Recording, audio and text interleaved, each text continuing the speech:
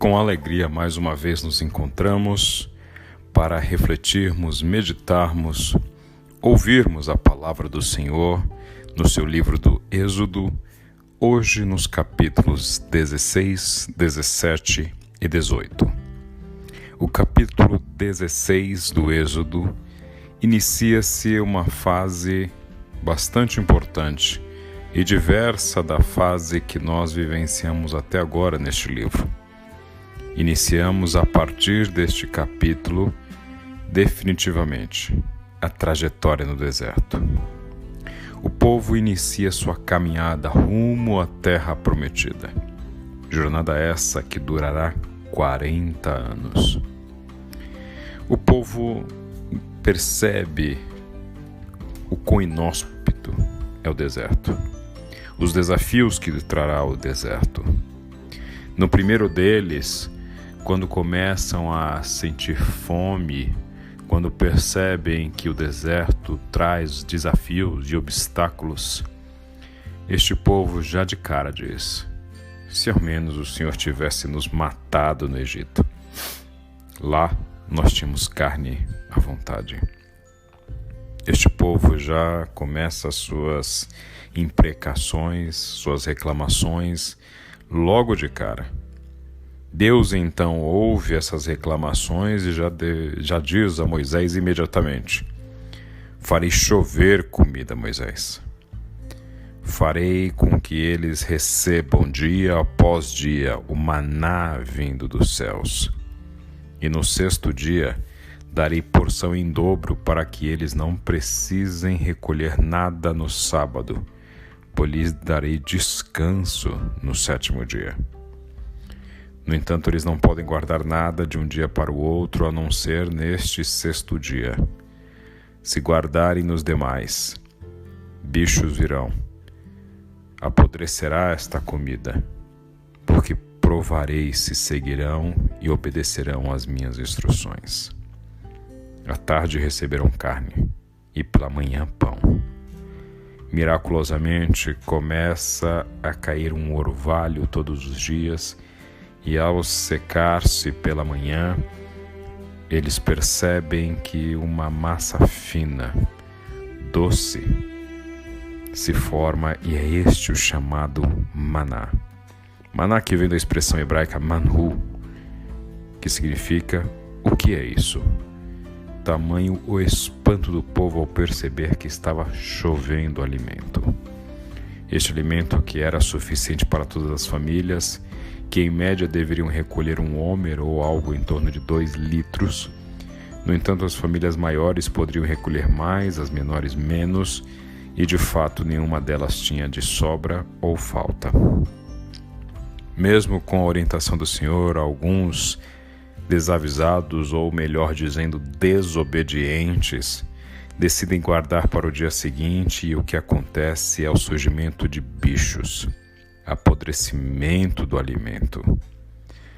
Também à tarde, codornas começam a voar baixo e em grande quantidade sobre o acampamento dos judeus, ao que recolhem com facilidade essas carnes e se alimentam. Não faltava e não sobrava nada. Quando o Senhor percebe que tem gente que guardava alimento quando deveria confiar que no dia seguinte haveria, e gente que também saía para recolher no sétimo dia, que era o dia do descanso, o Senhor se volta para Moisés e pergunta: até quando esse povo se recusará a me obedecer? Segue o capítulo 17, então, com o milagre da água na rocha. O povo também, mais uma vez, reclama, dizendo: não tinha água lá no Egito, o Senhor nos trouxe para nos matar aqui no deserto sem água. Deus então manda Moisés bater na rocha, e então dela jorrará água. Assim o faz. E neste lugar, então, denomina Moisés Massá e Meribá, que significam prova e contenda, pois o povo contendeu com Deus.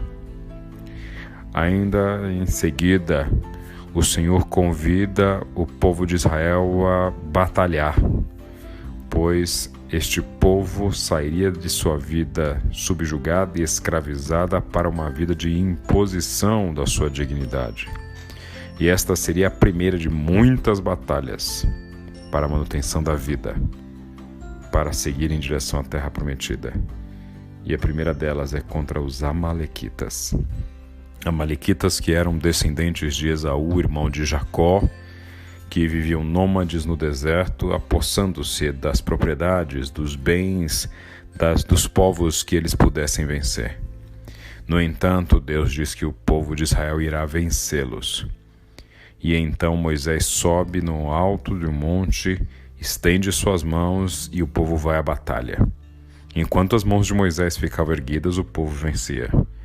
Quando ele se cansava, o povo começava a perder a batalha. Ao que então se juntam a ele homens para segurar as suas mãos, e ao segurarem suas mãos no alto, Arão e Hur fazem com que Israel consiga vencer a batalha e destruir os Amalequitas. Neste lugar, então Moisés constrói um altar e chama de Jeová Nissi. Deus é a nossa bandeira. Segue o capítulo 18, relatando o encontro de Moisés com Jetro, seu sogro, pai de Zípora.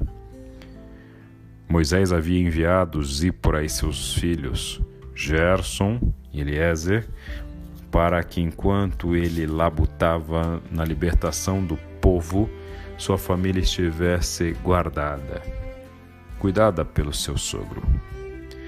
E então encontram-se novamente numa imagem tocante, marido e esposa, pai e filhos. Jetro também, que era muito próximo de Moisés, lembre-se que inclusive Moisés, quando viu a sarça ardendo e Deus o chamou, ainda morava com Jetro e por isso pediu autorização a Jetro para ir ao Egito liderar o povo em sua saída. Este Jetro, a quem muito considerava Moisés, percebe que o Senhor é Deus ao contar Moisés de quão maravilhosa forma havia libertado o povo do Egito.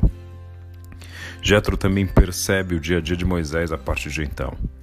Moisés havia se tornado um líder, uma referência não somente moral, mas prática para o povo.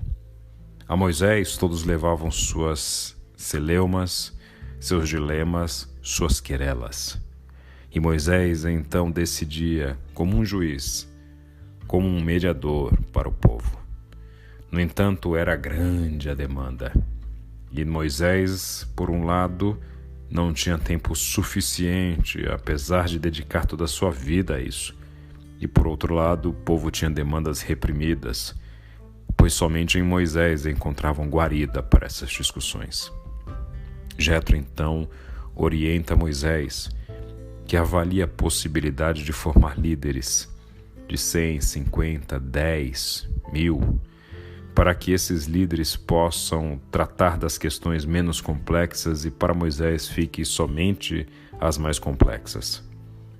Jetro inaugura o que nós chamamos de delegação. Jetro orienta Moisés a um ato simples que Jesus depois denomina de formação de discípulos. E então Moisés segue o conselho de Jetro e passa então a atender o povo com mais velocidade e resguardar-se com tempo de qualidade, podendo oferecer ao Senhor o seu melhor, já que teria disponibilidade de tempo para buscar a Deus e para atender o povo naquilo que fosse mais complexo. Assim nos contam esses 3 primeiros capítulos da jornada, o início dessa dinâmica do deserto. E o deserto é um local que nos traz uma série de reflexões. O deserto serve para nós de símbolo e de imagem para uma série de meditações. E no dia de hoje eu gostaria de falar sobre o quão tedioso é o deserto. O tédio é um sentimento cada vez mais insuportável em nossos dias. Buscamos e temos uma oferta imensa de constantes alternativas ao tédio. Nós não temos mais que esperar na fila sem fazer nada, ou sentar-se em um banco de praça, aguardando o tempo passar. Os smartphones, os serviços de streaming, as redes sociais e outras distrações oferecidas no dia de hoje são alternativas ao tédio. Mas ainda assim não adianta fugir. Parece que o tédio sempre estará lá a nos espreitar. Quanto mais buscarmos um remédio para ele, maior ele será.